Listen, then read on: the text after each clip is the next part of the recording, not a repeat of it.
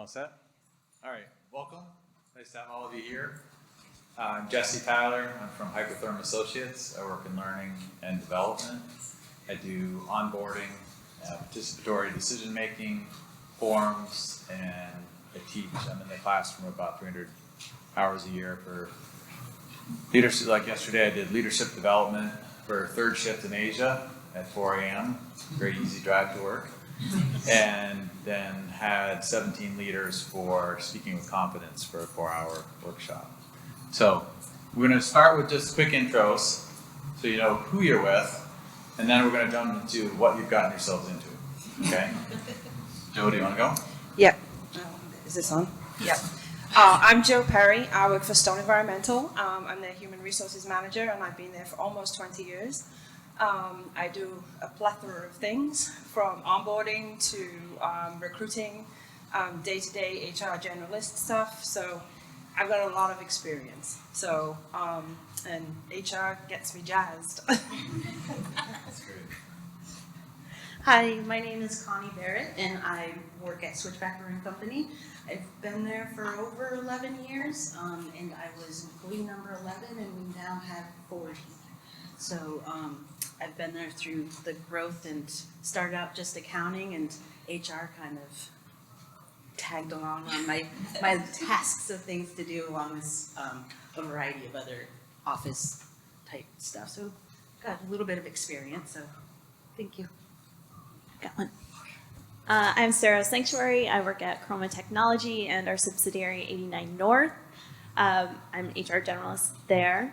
I forgot what else we were supposed to say about the company. What our company does. So at Chroma, we design, manufacture, and sell thin film optical coated filters.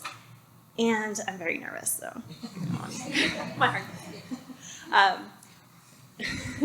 And I love Chroma. I can't say enough good things about it.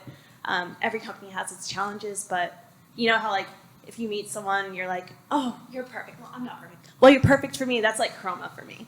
Like, Chroma's perfect. That's awesome. That's awesome. So we have our Vermont ESOPs. Hypertherm Associates is in Lebanon and Hanover, New Hampshire.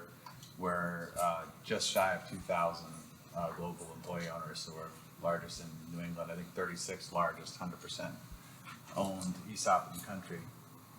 But this is one of the best conferences you can go to in the country, and always try to support Matt and the board and the group. So that's why you have a New Hampshire ESOP in the mix. So the goal of our session is, we've got a couple goals for you.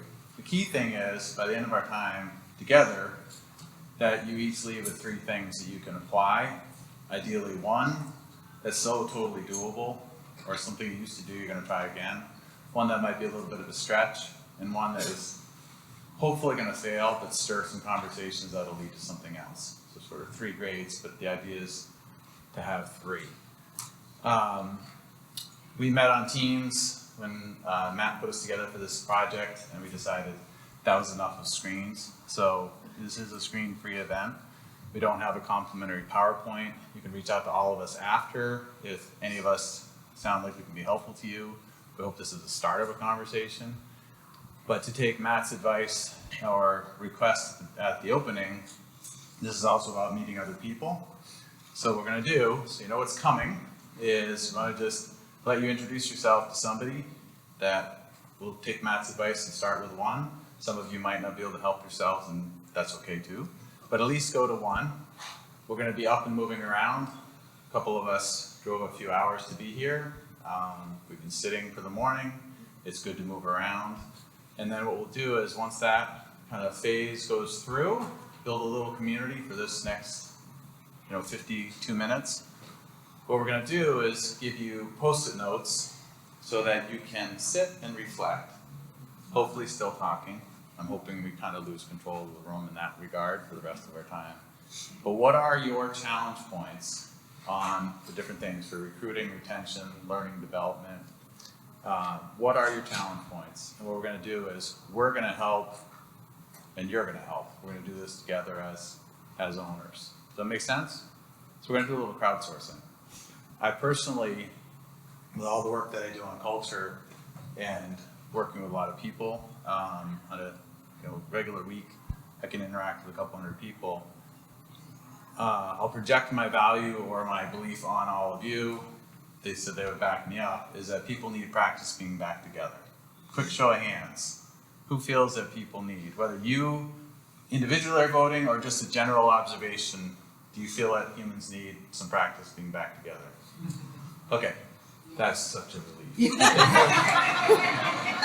So that we want to have a little bit of fun, build a little community, but if you leave with one new contact in EO world, and you leave with 3 ideas that you can use, if any of them come from us, super. If the ones you leave with come from each other, that's actually a dream scenario, all right?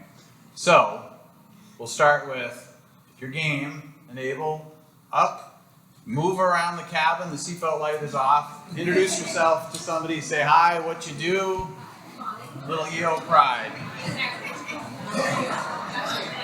So if part of communication is, if you're going to use body language, you can sort of define it. What I get teased at work is that when we have groups, I do highly interactive sessions. I go like this. And I was told again yesterday that I look like a little kid wanting to be picked up. If that's what gets your attention, but the deal is you gotta know grabbing the emergency brake and skidding to a stop. Finish your thought, always. So we get back up and have discussion, and I signal. I'm just saying when you're done with your paragraph or done with your page, then come back. Is that cool? Kind of how we work together? All right, so how was that? Meet somebody new? Get things settled in? Can you tell the energy in the room is completely different? Your body language is very different. Your eyes are brighter. It's wonderful to see. All right, what I want to do is go from very social to nice and quiet, and then we'll go back to social and probably stay there. What I'd like to do is have you write reasonably, legibly. Doesn't need to be a full, it could be a keyword, and then you can explain it when we get to that post-it. It can be a sentence, but what is your company struggling with? You can have one for all of the posters, you can have them for one. We're keeping this nice and loose. But what I want you to do is a single idea on a single post-it. We've got a whole bunch more up here. They're sprinkled through the group if you need some. But just somebody to break the ice and get this going. Around retention, what is something particularly painful that you would love to crowdsource some help with around retention? Does anybody have a retention pain point? Please, do you mind? Anything specific around it, retention? If you were to write something on that card to sort of show people what we're going to do. You want me to write it or say it? Say it, just. Say it. I think one of the biggest things we have is the younger generation seeing the value of the facade, and their heart of it. Yeah. Versus a more senior employee who's been there, 15, 20 years. All right. And how their impact is just as important as a new hire as that tenured employee. Who else is feeling that pain or can relate to that? Right. So that's what we're looking for. So you're welcome to write that down. We can start with that since you volunteered to speak first. But that's what we're looking for. So anything around retention, learning and development. They're very different workers looking for very different things with a potentially very different level of patience for you to deliver those. Recruitment, how's that going? Overabundance of talented, ready-to-go workers. You're all overwhelmed with applications. And then onboarding. How do you onboard an evolving workforce? And when I say evolving workforce, we don't mean young, old. We're talking about an evolving workforce that has nothing to do with biological age. It's easy to, we tend to in our society be very hard on the young. That's not fair. It's not very inclusive, and it's usually completely inaccurate. So what are those things within these categories? So again, we went from very social. You're going to have some very quiet time. And you breathe in through your nose, out through your mouth. You can relax, have a moment, but think for just a little bit. Write up your cards. I'll kind of look at you. I'll see your eyes again, and we'll know to move forward. Does that make sense? Decent instructions? All right, go ahead and do some brainstorming.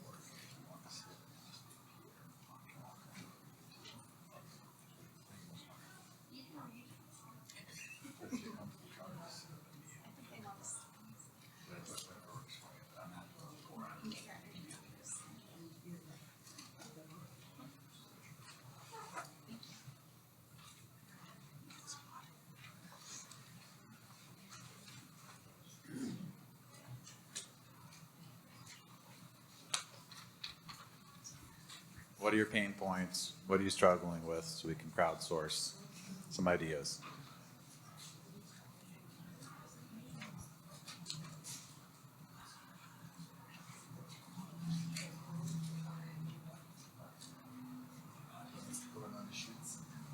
Yeah, if you want to, that'll signal it. Go for it. Go for it.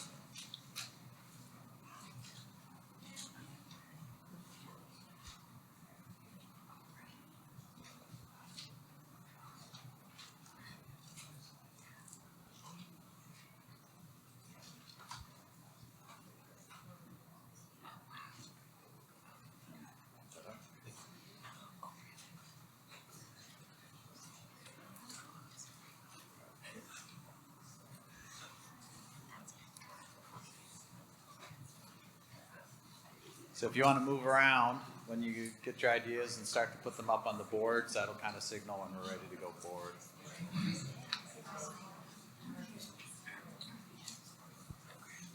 One idea, many ideas, all are fine.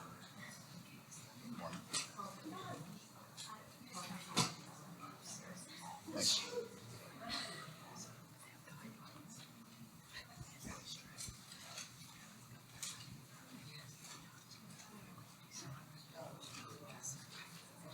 Yeah.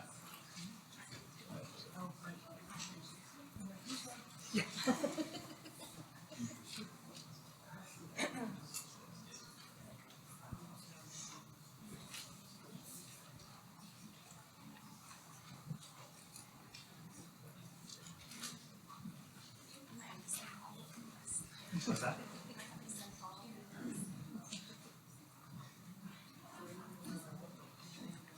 That'd be interesting to take pictures on the boards and make it interesting. I'll try to work around more.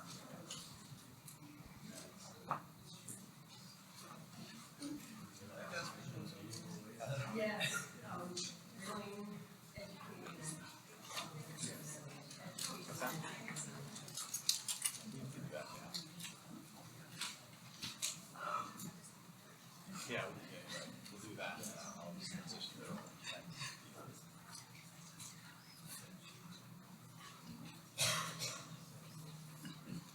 Yeah.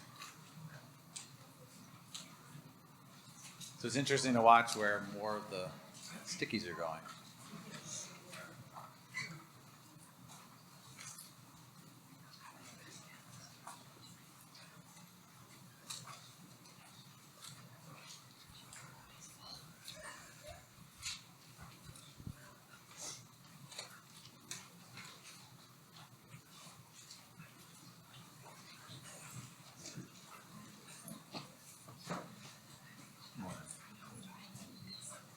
What's that? Oh, that's all right.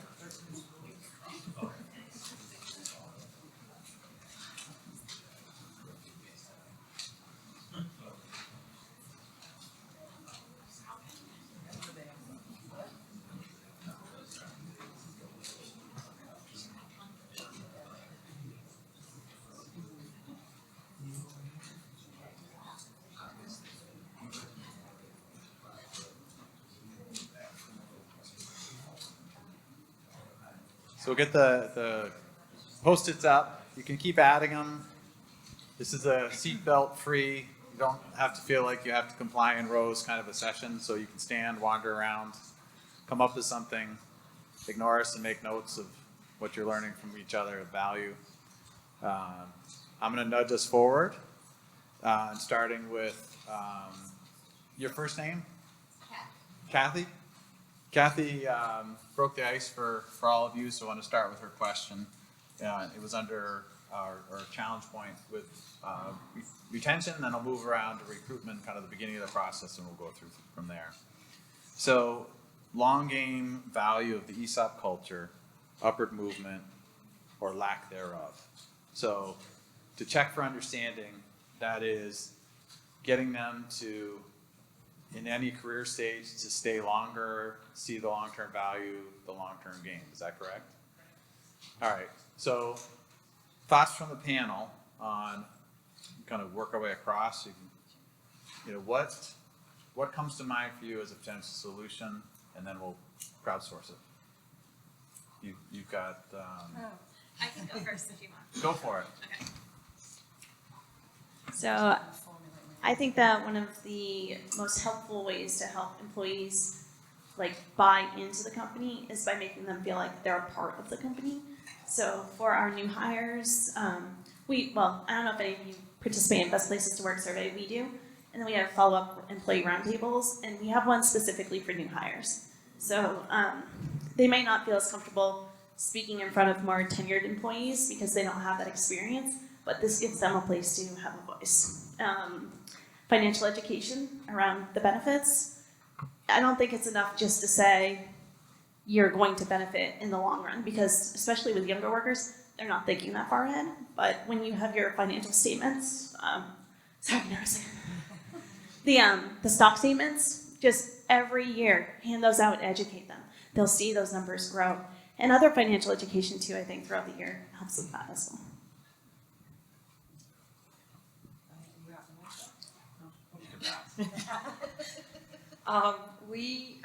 We do something similar to Chroma, but we do annual ESOP parties. And so what we do is we hand out the statements, and then during that we have like an educational piece beforehand, and it usually goes for about 3 hours, and then after that we all party. Which is great, because we dress up in inflatable costumes and all sorts of stuff. So yeah, we have all sorts of games. And Evan is one of my employees who's my paparazzi for today, can vouch for me there. We also do stay interviews. So one of the things is I find very valuable, rather than do an exit interview when somebody leaves, about 6 months in, they're usually okay with their job, and they found out the nitty-gritty of what they're supposed to do and what they do like and what they don't like. And it gives them an open forum to actually give some feedback. And we have very informal questions that we ask, and I'd be happy to share that stay interview with you. So it's usually around the 6 month mark, and that usually works. Yeah. That's great. Yeah, for Hypertherm, more investment in more extensive leadership development. You don't have to be a leader to participate. Doing a lot more with mentoring. What happens? We had 50 or 52 retirees last year. We're a larger company, and no matter everyone's good intent, probably several $1 million of knowledge walked out with folks, and we may or may not be a standard company that wasn't doing enough and maybe isn't still doing enough to leverage the gift they want to give back. So signaling a strong intent by building mentorship program, it goes both ways. Somebody can come in new with talent at any age and mentor up. You can have, particularly for retaining tenured associates, signaling more that we're going to have a more structured, meaningful way for you to give that back and raise the next generation is meaningful. One that's maybe a little bit not traditional is a tuition reimbursement program. Is really helpful. I don't have an exact measure to share, but having formally run the program, I can assure you that it's helped some folks start to see a 4 to 6 year plan to stick around, to be able to add that. So one of the things, if you're interested or considering it, 5250 program is a specific alternative. That's the most, $5,250 is the most a worker can receive in the US without having to claim it as income for tuition reimbursement. So something like that, when you think about what it costs to get somebody in, recruit them and keep them and train them, 5250 can be very small in comparison to the larger, the sound of cash burning as somebody walks out who might have stayed, and doing a lot with belonging, focusing on a sense of belonging, come as you are. Those messages, everybody hears them, whether or not they're in a specific target audience that we may have all jumped to when I said that. So sort of assuming a certain group or sub-segment. If everyone can be themselves at work, then they're more likely to have friends and feel community, then look at the benefits like the 50-50. What are thoughts in the crowd if you're game? I'll come out to you. Oh, I was going to say Phil Donahue, but I don't remember that as a positive show. Oprah. I loved Oprah. How about Oprah? I'll come out if you want the mic, or you can shout it out. What are some things in the room? What's some knowledge in the room? What are some things that you're proud of that your company's doing? I have another. Go for it, sir. I have another, and Is this work? Okay. And this is mostly geared toward younger generation, but not necessarily just them. So we're implementing career ladders because we've seen that a lot of the younger generation, we're pretty flat structure, but they want to go and they want to move up. They want that title, they want that raise. They're not as content just staying at the level that they are, not realizing you can stay at the level you are and keep learning and growing. So that is something we are implementing now, actually. I'm going to look at the recruiting board. Any thoughts on the room? How are you retaining your folks in this time? The turbulence of the economy, with people getting job offers they didn't solicit that are impossible to say no to because we're all pulling out of a shrinking pool. Anybody else? Please. We did the same as Sarah. We created a ladder of opportunity to show our carpenters how to get from level 1 carpenter to project manager, and show the pay increases along the way. So it gives them something to look forward to. Yeah, we created a job matrix. So it's basically on the scientific level, and it shows the salary bands that goes with that. And that was something that was asked of us through the best places to work that we do. And if anybody's not doing that, I would highly recommend that you do that because it's a great anonymous way to pull your staff. And so we were able to implement that along with a new type of job description too, which actually breaks it down into responsibilities and their competencies and what's actually expected of them. And that helps because then they tie that to the job matrix too. Nice, thanks for contributing. So, checking with all of you, did anybody put a tag on the recruitment pain board that is just, you gotta have us focus on it, or should I pick one? Does anybody have a real pain? I would think, there we go. Christy. Yeah, I'm really struggling with trying to relocate people. You want to say a little more? Just struggling with trying to relocate people to Vermont. Okay, so housing availability, cost of housing. Okay, so I'm going to keep coming back to you. I'm not going to linger in like awkwardly long time, but I'm going to come back to the crowd. Who else is struggling with the relocation challenge? Do you have any tips or tricks? Do you have any sunlight creaking through the window that you could share as the rest? More housing. We did utilize the Vermont relocation grant, but unfortunately the money has run out. It runs out really quickly. Really Yep. quickly, almost as fast as it Yeah. goes. So we created our own relocation policy, reimbursement for staff that are coming from out of state. And I would say out of the last 6 hires that I've had this year, everybody's come from out of state. And we've actually created our own relocation policy where we will pay up to $5,000 to reimburse them for moving to Vermont. Please. That if you don't have a formal one, like look at the budget and what it's costing you to have that position remain open, and then you can shift those funds into a relocation assistance, even if you don't have it formally budgeted.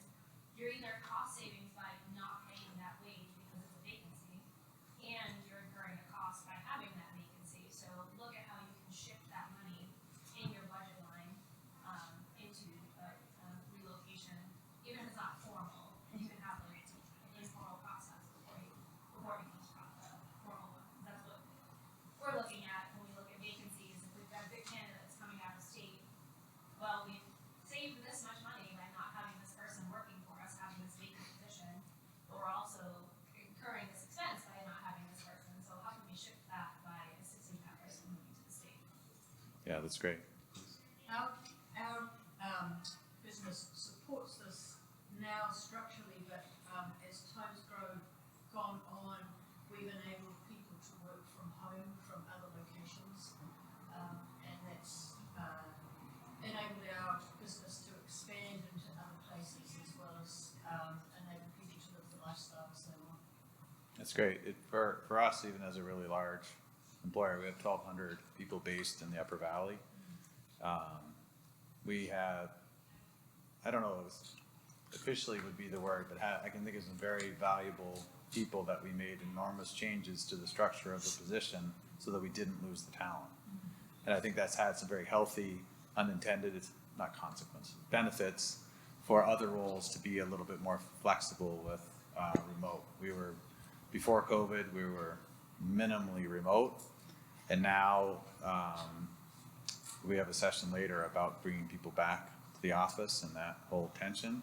We're, I think, more lax about it than what you're seeing in the news.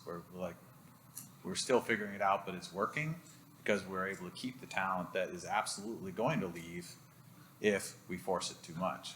People have been very direct and business-like about it, so there's a balance on both sides.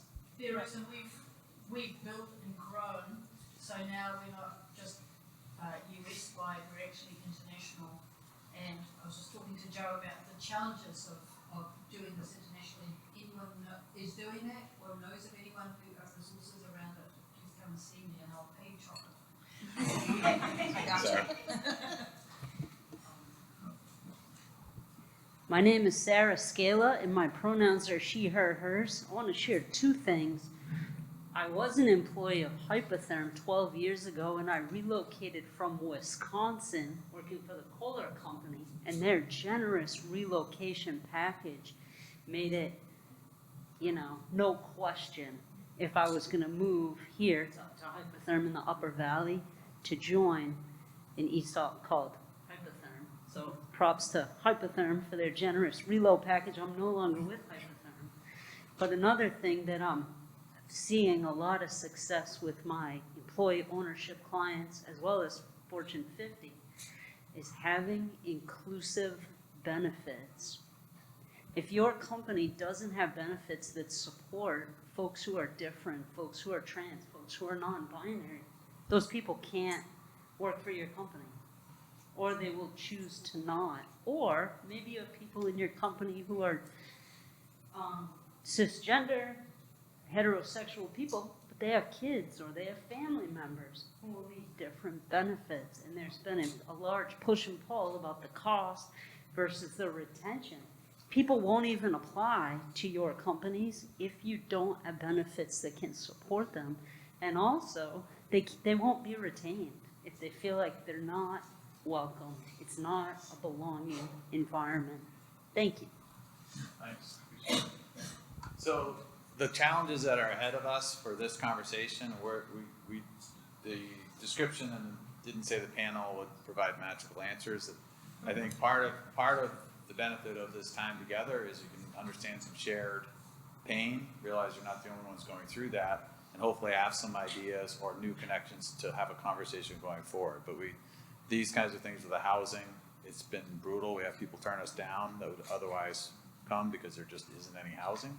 So again, for the context of what we're trying to share with you, as we're trying to foster a conversation that's memorable this morning, ideally you'll leave with a couple things you can use. You got another one?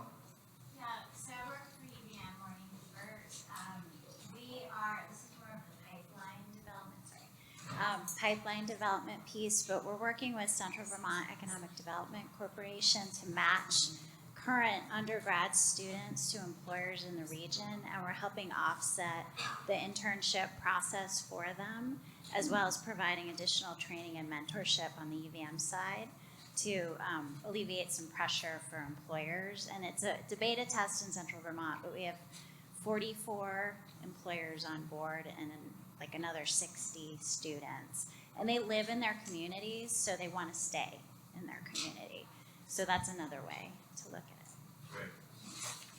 And something we're doing is we're actually teaming up with competitors for the same hiring pool. We're working with Dartmouth, Hitchcock, and others, the hospital there and the college, who we're all fighting over the same people, but we're actually, all of us are making a significant fund to make it more appealing for builders.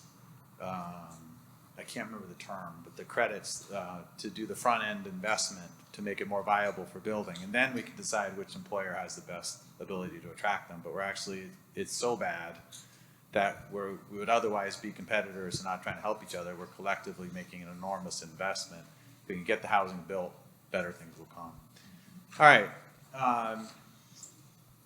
Didn't Hypertherm used to also partner with DHMC and Dartmouth College to try to find roles for spouses that Yeah. were relocating too, so that's Yeah. another option for folks who are relocating, partnering with local businesses that might have openings for a new potential Yeah. other half. We've had luck with the medical center, the spouses. All right, so this is kind of the conversation that we were hoping to have. I'm hoping it's a conversation that you were hoping to have when you signed up for this session. Anybody have something around onboarding that is up here or you thought of since you really want group discussion, panel discussion around? Please. So we've got multi-site and kind of a dual industry. We're a grocery store, but also an automotive shop. And we're not employee owned, but we're exploring it. So how do you onboard staff with comprehensive onboarding where you've got such niche and differing industries? That's great. That's what I'm struggling with, to make it engaging and beneficial. Can I ask you a question? So with those two separate industries, will they be like given the same benefits package? Everything is the same. Okay, so I would recommend just starting with a general onboarding, and then you split it out after that, so it becomes more specific. Does that make sense? Okay. Yeah, thoughts on onboarding? I just have one niche, so I Yeah. can't split it. So I would actually recommend what Sarah did. I guess with when we have interns versus our technical, we do different onboarding with them. So we would do more technical. There's more things that they need to do for onboarding versus somebody who's an intern because they're only on short term. So yeah, I would split it out. Kohler Company makes chocolates and toilets, and the onboarding, that's totally different, right? Their initial onboarding, because the benefits are the same across the company, is pretty consistent, right? What are our values, what's our mission, what's our history, what are the benefits? And then each division adds their own piece to that puzzle. Sorry if it was scrapped, the toilets. They're not made of the same place, folks. So I spend I spend 20 hours a year with an average of 200 new hires. So we onboard the equivalent of the national average of a new ESOP. So I'm deep into onboarding. If you want to talk, I work open source like most of us do in EO land. I'm happy to share what we do and why. In the spirit of trying to be helpful, I'll share sort of behind the scenes or under the hood. What we're in a transition now is there's acknowledgement that what we've been doing with live onboarding to the level that we go is well past sustainable, but there's enough grit and there's enough dedicated resources that we're able to get away with it. Quick snapshot. 4 hours on your first morning, I call it launch day. You come in, the first thing you hear about is employee ownership. Get ready. It is highly likely this is going to be a different experience than working at another company. We expect it to take you a couple years to get used to it, get the hang of it, but your voice matters now. For those of you that aren't used to having your voice matter, we're going to watch and support you because sometimes it takes people a while to trust and to come in. That's how there's a little bit more to it, but that's basically what we start with. Okay, we have to make sure we do safety, your I-9 tasks. What does our company do? How do we make money? HR, those types of things. We sort of do the traditional. New hire buddy takes, or the leader, or both, takes them to lunch. We're big enough that we have 2 cafeterias in our 9 buildings on campus. Afternoon of I'm sorry, but this is what I say, where to pee, where to park, where to put my lunch, where to put my work shoes. Like basic stuff that's easy to miss when you're new. If anyone's been a new hire recently, it's amazing how you don't know where the bathroom is unless somebody shows you what time and where to be the next day. No PowerPoint allowed, that type of thing. And then you kind of build from there. Then we do a 2-day cultural immersion, mission, culture, values, products, meet the management team. Our management team meets all new hires. So again, I can share the agenda with anybody who wants to keep tweaking, refining it. So what's the catch? Everybody loves it. Just 200 people a year. It's too much. So as you're trying to figure out multi-location, what we're working on some internal change management is these 4 things are gonna go to e-learnings. We're gonna reduce the live and the on-sites. We wanna make sure there's consistent messaging, Kent, Washington, Minnesota, Quebec, Rosendahl, all of the Brazil, China. But what are the things that are local, and let it be local? And that's an interesting, at a mature 55-year-old company. No. You know, we're one Hypertherm, we're one Chroma. But when you have the multi-locations and then supporting it, so we would strongly encourage, if you're starting out with a clean slate, go to some of the things on an e-learning that can be tracked, and some that's video, so you get different learning styles, and then reduce what's live and needs to be supported. I hope that's helpful to you. All right. And Switchback, we're all one location. We do have a production and tap room. So what we do is they'll meet with me to go over, do all the payroll, the I-9 and all of that. And then they meet with the, either if it's tap room, they'll meet with the tap room managers, production, they'll meet with the production managers. Then they'll also, and go over other onboarding paperwork, and then they'll meet with our safety manager, and he will give them the safety tour, but also give them the tour of where's the bathroom, where's the kitchen.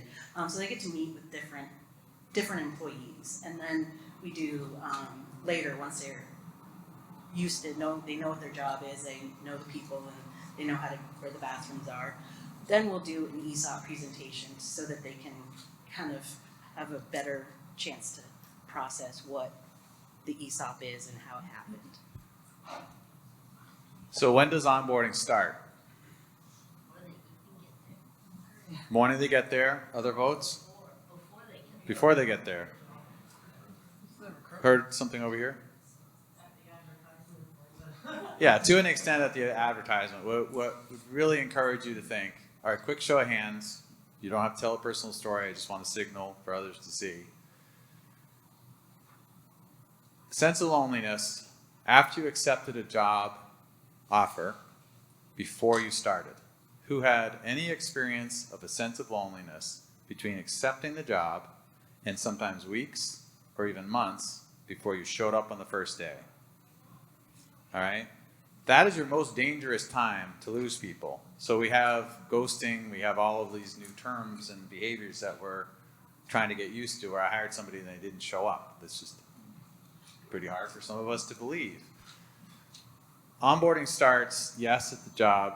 That was the correct answer. But if you get to the point where they accept the job, you better go. You should have 5 people at different levels and different proximity reaching out to them in a personal way, saying, we're looking forward to seeing you. This is what I do. I'm going to be here. Do you have any questions about sort of the mechanics of whatever? The culture person, that type of thing. That goes right away to help build the stickiness and eliminate the loneliness, which is our shared biggest risk of somebody getting a warmer welcome from somewhere else and saying no thank you or just disappearing. So please take that to heart. All right. We did a retention, but we can come back around to another one. Does anybody else have a retention topic they want to do a little panel insight or crowdsourcing? A hush falls over the room. All right, so we'll go back to learning and development. What is a big challenge around learning and development that somebody wants to share out? How are you? Go ahead.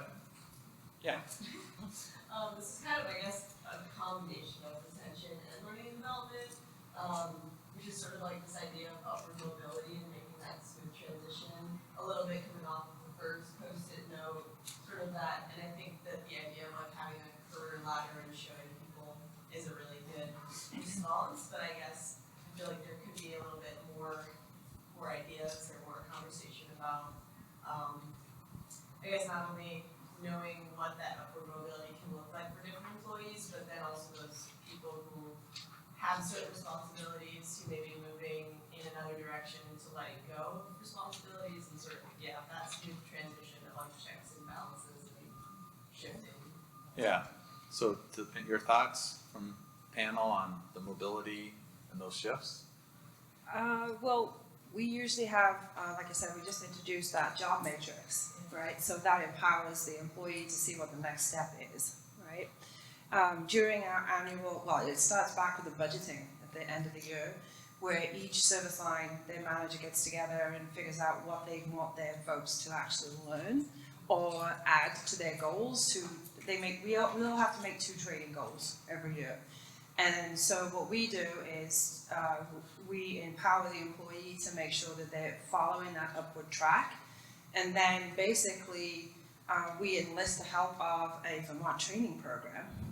And so, and I will give a shout out to that because the program director is in the room, where they help offset some of that cost for that upward mobility. So it's like if you're a small business, and John will actually can speak to that too, is it helps offset our costs for those particular trainings, especially if it's got a promotion involved. And we've used that program for several promotions. So does that help? Does the director want to give a quick overview? Sorry, John. You can give it or shake it off. Sure. My name is John Young, and I do direct the Vermont Training Program, which is your state tax dollars, which I appreciate all of you for to help offset some of the workforce development needs of employers across the state. So that being said, I get about 1.3 million. So I use the term I sprinkled because it's not a lot of money when you look at how many employers we do have. I do have cards with me, a few cards, and will be happy to have a conversation with. Thank you. Thank you, Joe. That's great. I had to use that opportunity. No, it's great. Sarah? Chroma is also. I would also say that that's a big part of our program. Yeah. Heritage, we have been involved in the monitoring program. Several initiatives, we spend a lot of money training aircraft technicians, so it can be quite costly. When you train them, they tend to stay, not always, but they tend to stay. And the long training program is a good help for us. Thank you.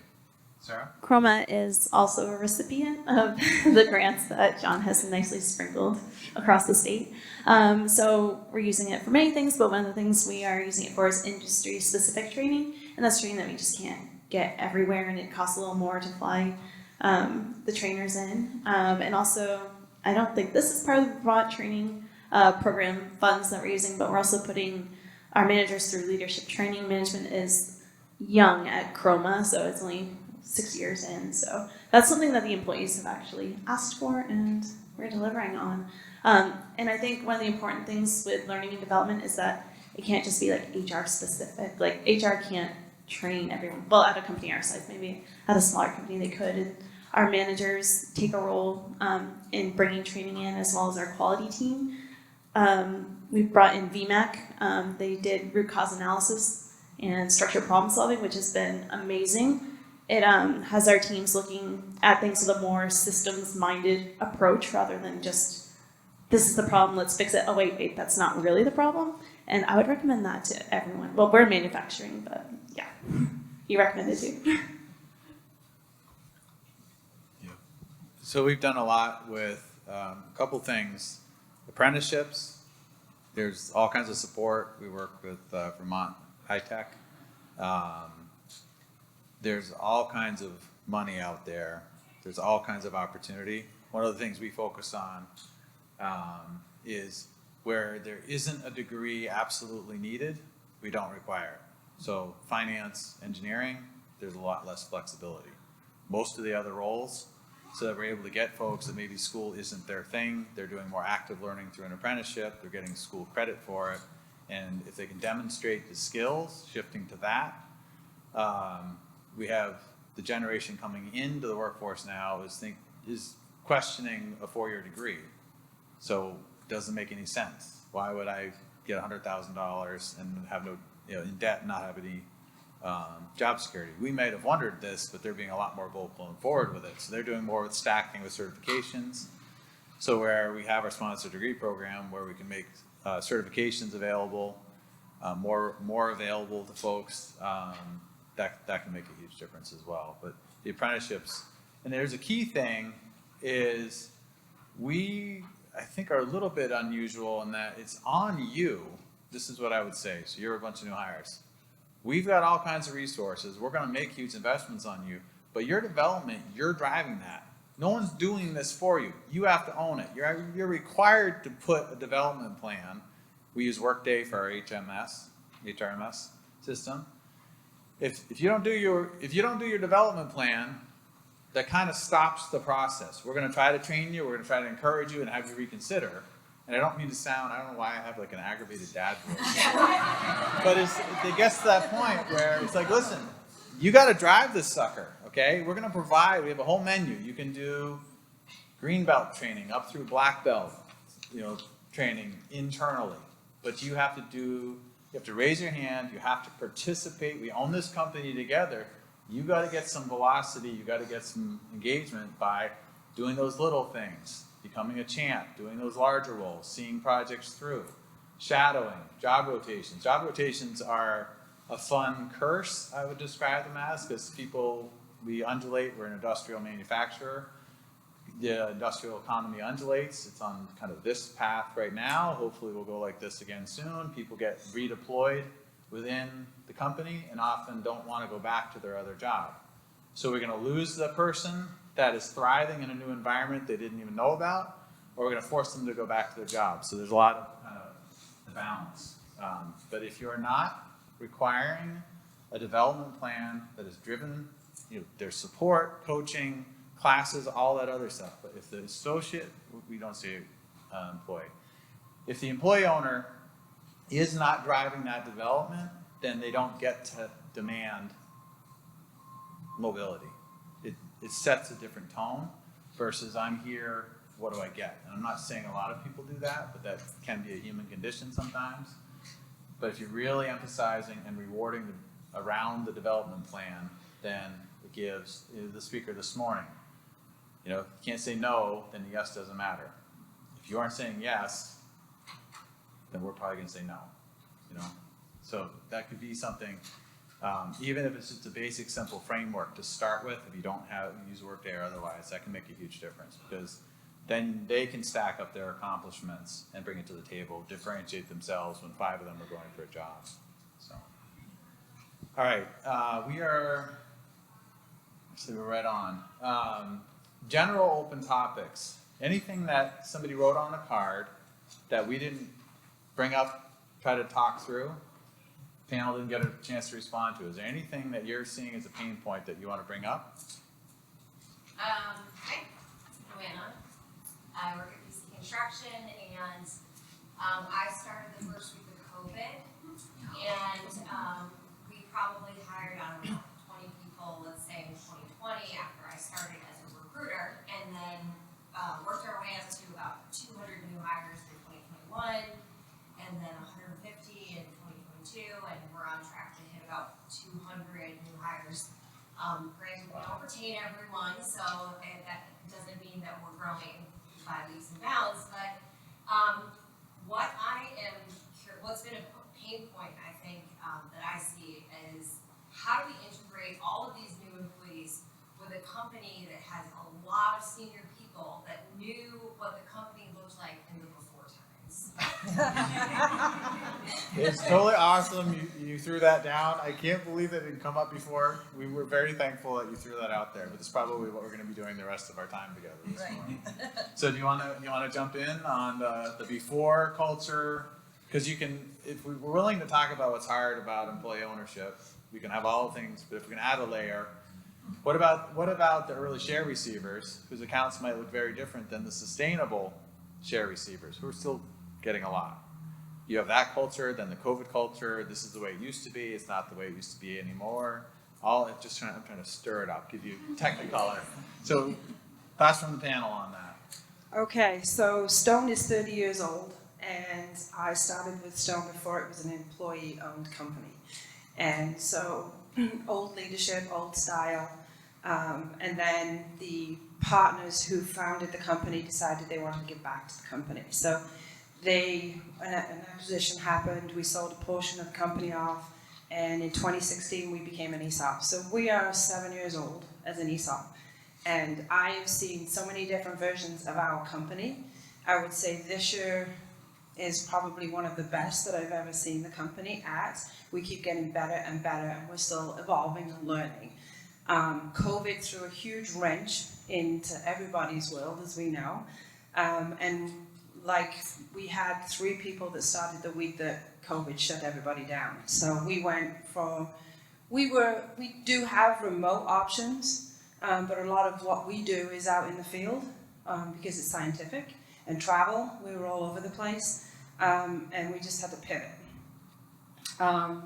So fast forward to now, we only have 12 existing employees that started with us before we became an ESOP. So I too am struggling, like you, to figure out how to entertain and retain those staff, because obviously it's come up to about the age, and we don't want to go there, but we only have, I think we have maybe 6 people are at, or will be in about the next 10 years retiring from the ESOP. So, and if I was to ask everybody in our office to raise their hands, and we have probably, we're now at 59 employees, we'll be at 60 next month. And like I said, there's actually will be 11 next month. There are only, and I'm one of those 11. So I see a lot of old still in the company, and we're trying to reframe leadership. And with, again, I'm throwing out the best places to work, we heard from our staff that we wanted leadership training, and we wanted the DEI training. We wanted all that because it's coming in with the new folks. And the people who are coming into the workplace now are very different to those that were before COVID. We're all looking for something different. And I think COVID made us all pivot and realize, what do I want to do for a job? So everybody's having to reinvent themselves. Look at what you are for a company and who you are for people. We just redid our core values as part of our leadership training. And we actually got all the staff involved. It wasn't just leaderships, it wasn't top down, it was from the bottom up. And I think, like I said, Stone is a great place to be. I'm very proud of the people we work with, and they're all very passionate on all very different levels. So take what you can out of what I just said, but I think there's no magic, like Jesse said, there's no magic answer. I think you just have to pivot with the people you have and look and ask the questions from your staff of what do they want. Maybe do best places to work. And I know it opens in November, so. Yeah, similar with Switchback. Like I started 11 years ago. I was probably the 11th employee at that time. So, and we were just kegging beer. There was no bottles, there's no cans. We've gone through such a growth. We now have bottles and cans, and we have a tap room, and we have 41 employees. And we still have a large number of employees that were there before we became 100% ESOP.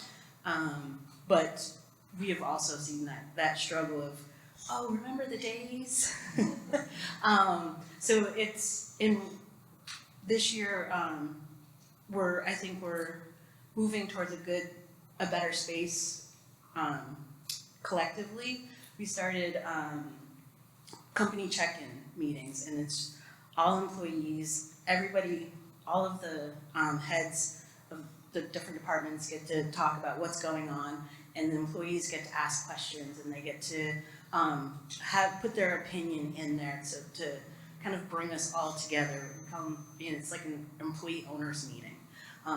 And for those that can't be out there, we send notes of what was discussed to try to bring everyone together and everyone on the same page.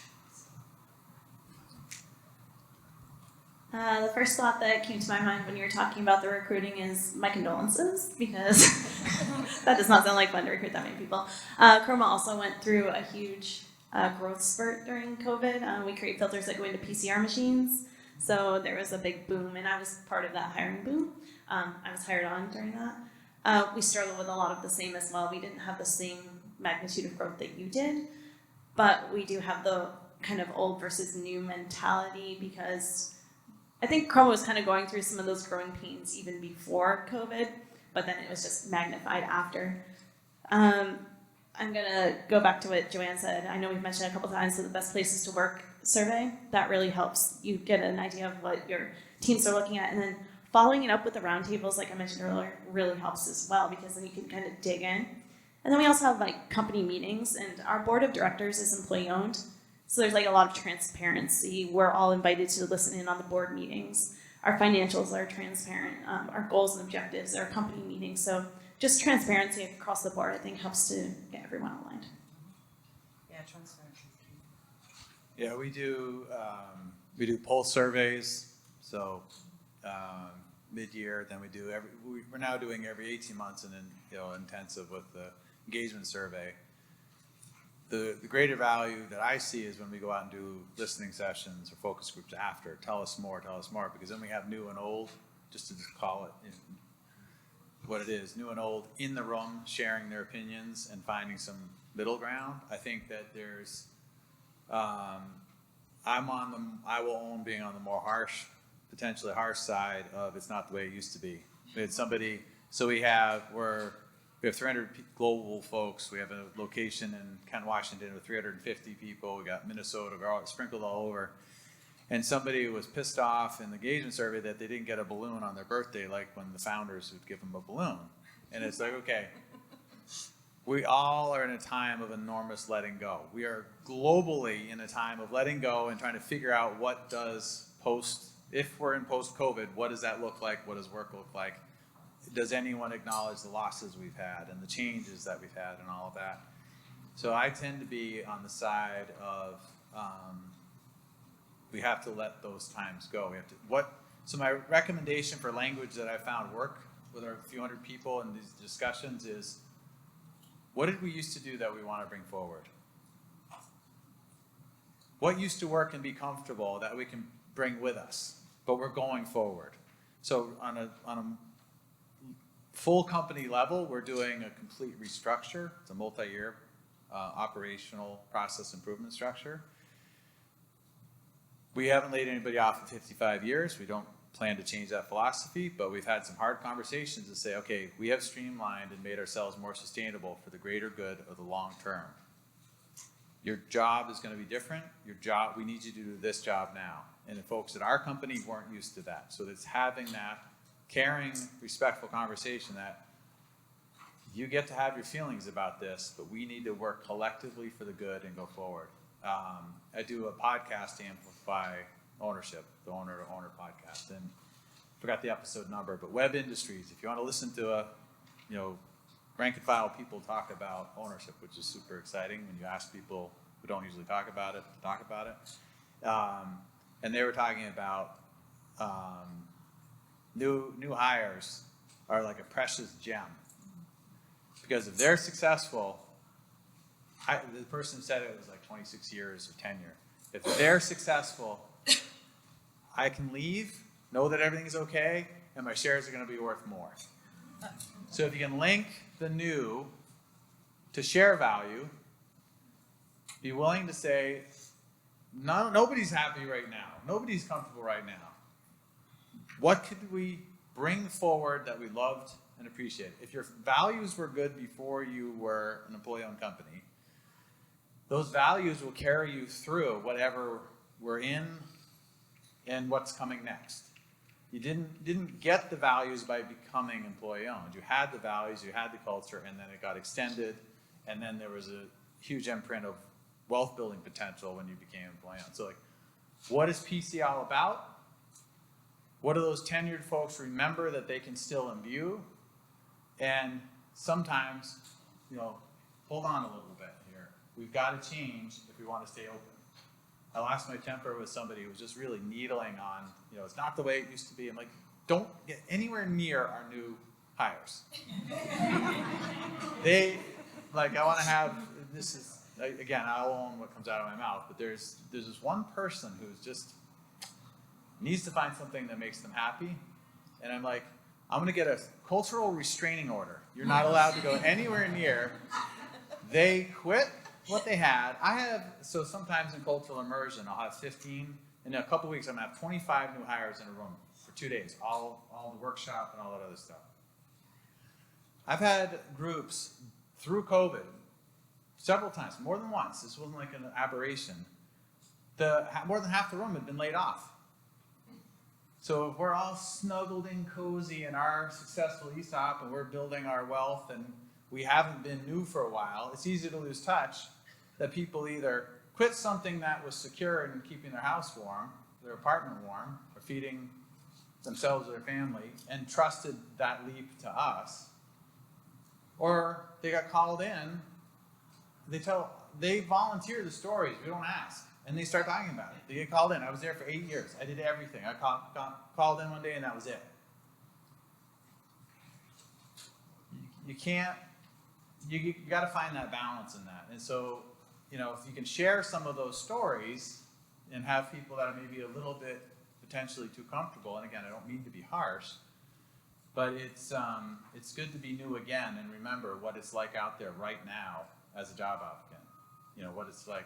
So I think it's finding. So specifically for the company that I see that we're doing that a lot of us are really excited about because of the cultural benefit, it's emphasizing the company, the changes we need to get through this time, more training, working with Jenny from Praxis. We're about to launch another training on working like an owner, more financial information, having them more connected of this is where we are right now, this is where we need to be in 3 to 5 years.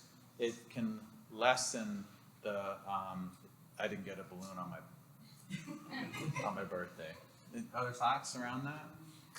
I've been finding what your company does that's, you know, what sticks out to you that your company does that's great and you want to advertise it. You're the best advocate for your company, right? So find those top 3 things that your company does well and shout it from the rooftops, right?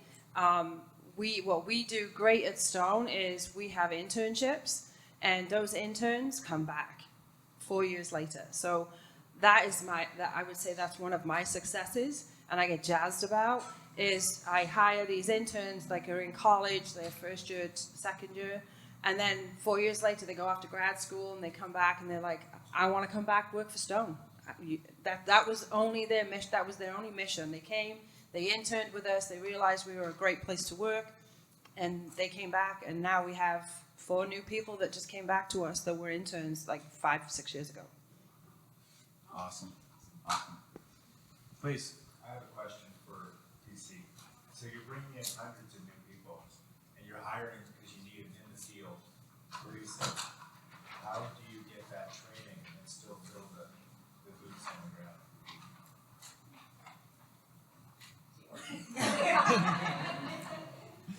Well, so, Caitlin works on the operations side, so that's why I'm looking at her. I don't know what percentage of those are like, yeah, a lot of them are. It's probably, 50% are field employees and then 50% admin and civil project. So this question is for the field side. I kind of have an answer. I work at Chroma now, but I used to work for a construction company before this in Massachusetts, RH Way Construction. We have about 500 employees, and it's seasonal, so we have a lot, but the company dedicated a couple $1 million a year toward training, and you would schedule it. So sometimes you have to pull people out of the field, and it's not everyone at once, but you just schedule it because the training is important. And I know that you have certifications that you have to have training for, but we would also bring in additional training for them as well, so they weren't neglected. I would say a lot of it, especially for remote job sites, falls on either the foreman or the safety teams, and we just go through knowing what certifications people need, or we also have a 90-day mentorship program, so if an employee gets paired with another, whether it's another carpenter or foreman or somebody, just so they have a buddy, and that is a pretty structured program. Every week there's a number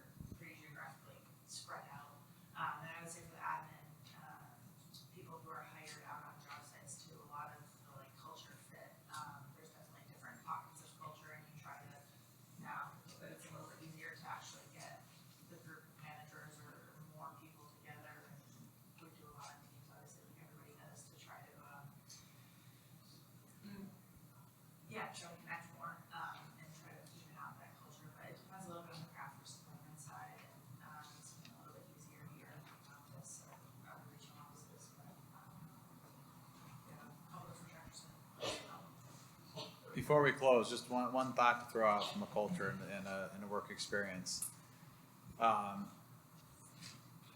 Have you acknowledged COVID?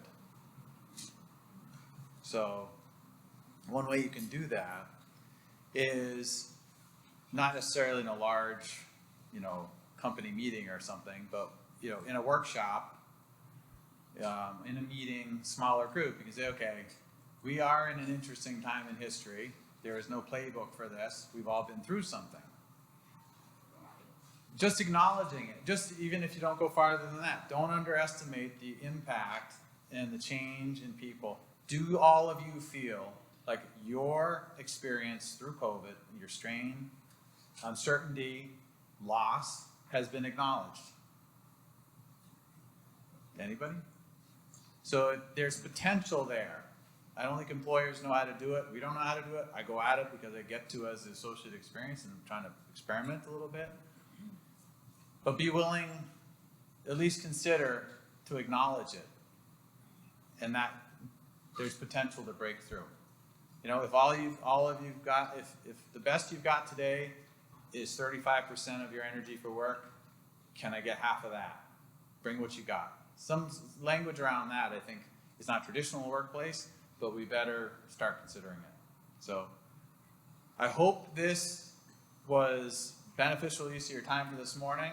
Now, I know we wanted to try a little bit of a different format, hear different voices, have you hear each other. We hope that you felt this was a good use of time. You can reach out, we'll hang around for contact information. Any questions around the different things that we're excited about and good at, we can share resources and continue the conversation. But thanks for being a great crowd today.